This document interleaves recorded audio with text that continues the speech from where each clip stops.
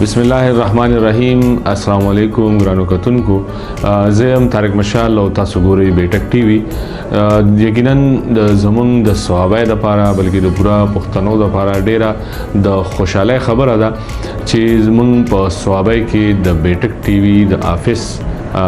تقریبا افتتاح کېدو ولدا او ان شاء الله ډیر زر به تاسو په دې بیټک ټي وي په شیشه باندې خسته پروګرامونه نیخ پنیغه هم ګورئ، ریکارډینګ به هم کیږي، د نه علاوه چې څومره هم پروګرامونه دي هي کې به هم تاسو د بیټک ټي وي پورا عملګرتیا ګورئ وینئ به زمونږه کوشش په ان شاء الله دا وي چې په دې کې مونږه څومره هم ادبي پروګرامونه وي، سیاسي چې کوم یا سماجي شخصیات وي هغه بدل ترازی مونږ سره به په سیاسي حوالو سره یا سماجي چې کوم خدمات وي د هغه حواله باندې به مونږ سره خبرې اترې کوي. نو ان شاء الله کوشش په مداوي چې خو معیاري چې کوم پروګرامونه وي هغه تاسو ته مینوالو ته په وړاندې راولو. څومره چې هم مسافر دي هغه ته هم ډېر سلامونه او احترامات او دعا ورته کوو چې خوشاله دي اوسي او دا ورته وایي چې ان شاء الله بیټک ټي وي به تاسو د لپاره چې څنګه تاسو د خوښ پروګرامونه وي تاسو فرمایش باندې به ان شاء الله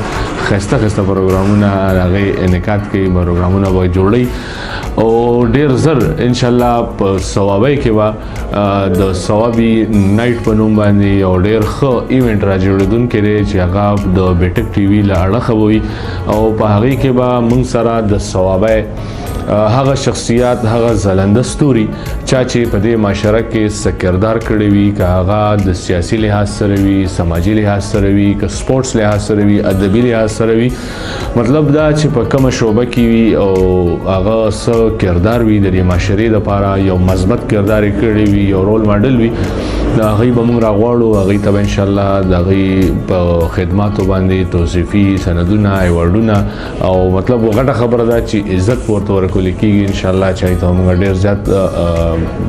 څومره هم درانه خواږه مشران دي هغې به راځي، ملکان به هم راځي او په دې کې به د مشاعرې انعکاس هم کېږي او غټه خبره ده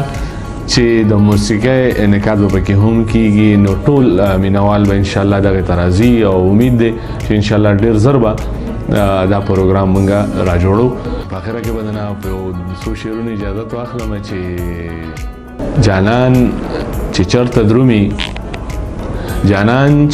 درومي پسې نظر ګرځو خلک یې نوم نه اخلي موږ یې په سر ګرځو او څومره په نخرو ګرځي داسې به تر څو ګرځي، څومره په نخرو ګرځي داسې به تر څو ګرځي، ته د پښتنو ښار کې ګوره بې پښتو ګرځي، ته د پښتنو ښار کې ګوره بې پښتو ګرځي او ستا پکې خوښېږي نه سی به په ګرځو ګرځي او مور راته غوسه وي چې ته تر نیمو شپو ګرځي، مور راته غوسه وي چې ته تر نیمو شپو ګرځي او ستا مشال پخوا مړ دی ته لا په کوڅو ګرځي. ډېره مهرباني، یو جهان مننه، د الله په امان.